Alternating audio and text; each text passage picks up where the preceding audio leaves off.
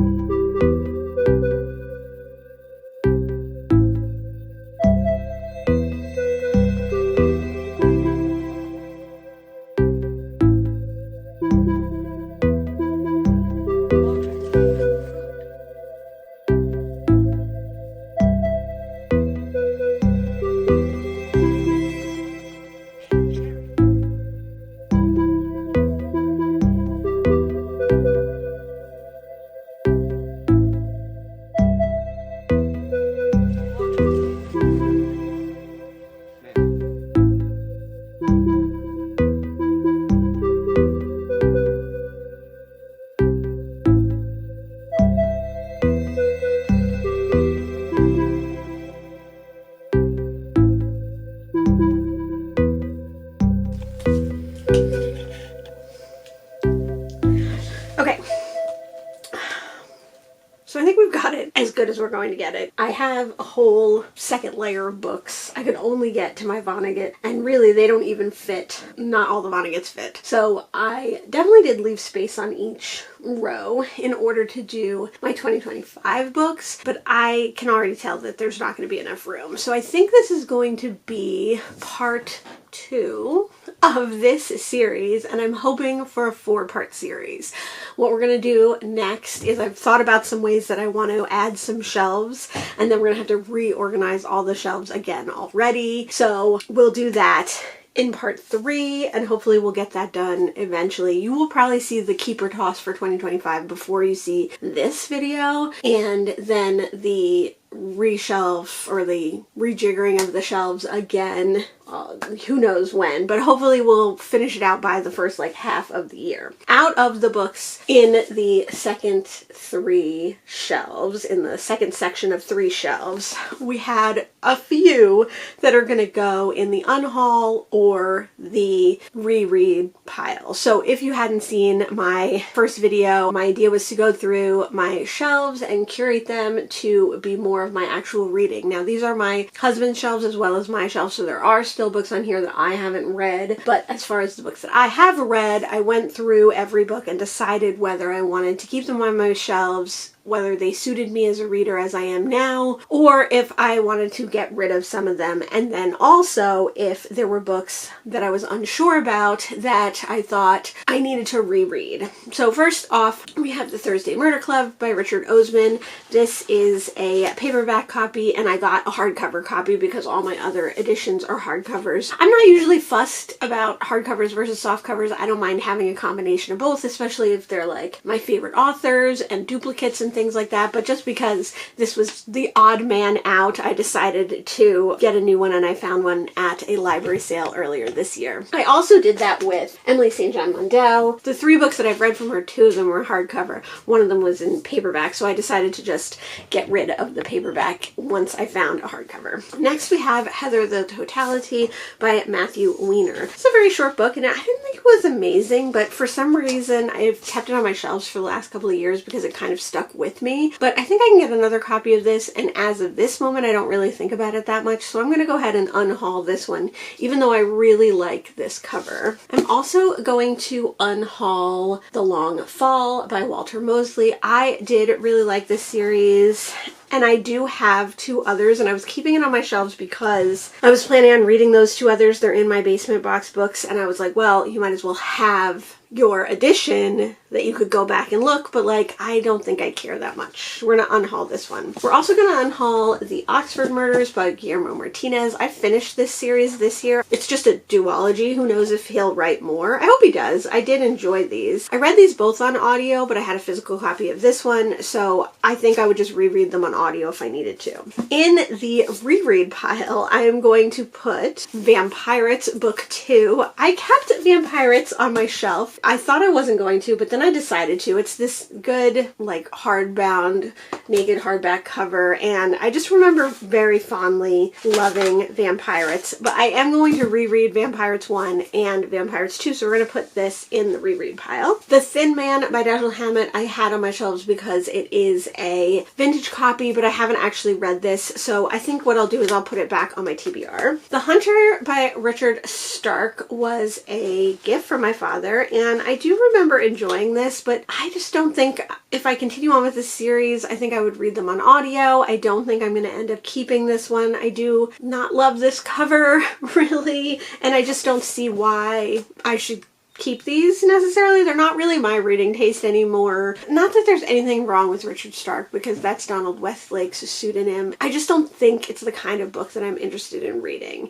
If I'm going to read noir, I think I'm going to actually read vintage noir. This one I think I'm going to unhaul. The same with this James Salas book, The Long-Legged Fly. I had a lot of issues with this one. It is about a black man. It's written by a white man. Although I did enjoy this book, I have never found its sequel.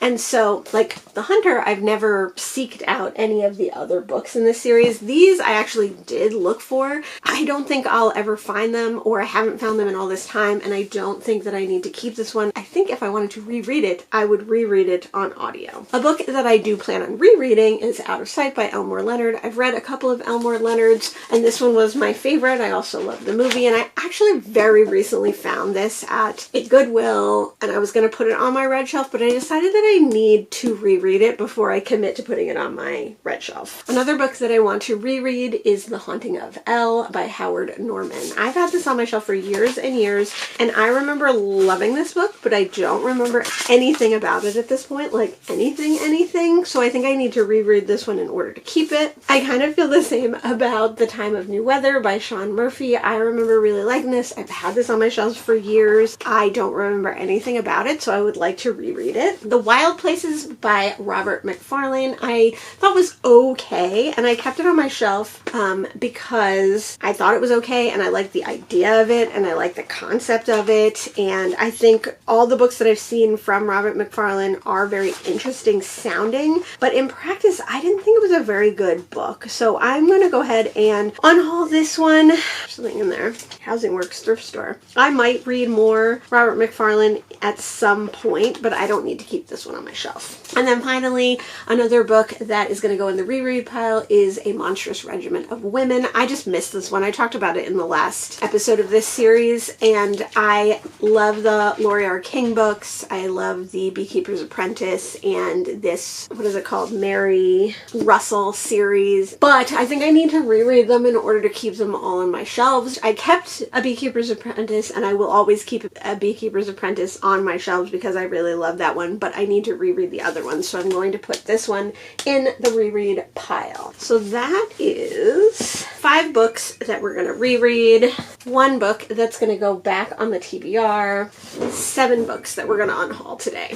So that's pretty good. Obviously, we didn't take a ton of books off of the red shelves, that only being, what, 12, 13. Between that and what we put in the reread pile and put in the unhaul pile last time, I think it's a really good start, and I really do feel like my shelves feel better to me, my red shelves. I am still hesitant to expand the shelves. Like, ideally, I would love to keep paring down, but just at the moment, you know, maybe some of it's recency bias. I just love so many of the books on my shelves that I don't want to get rid of them.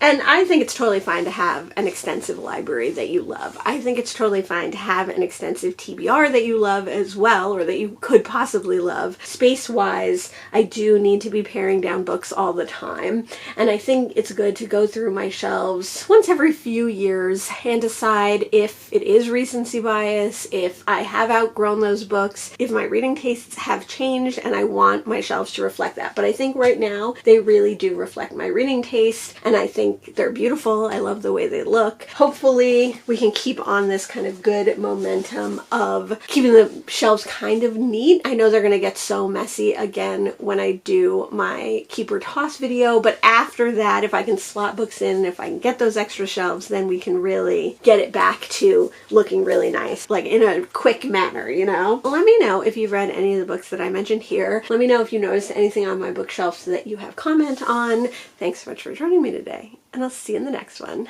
Bye!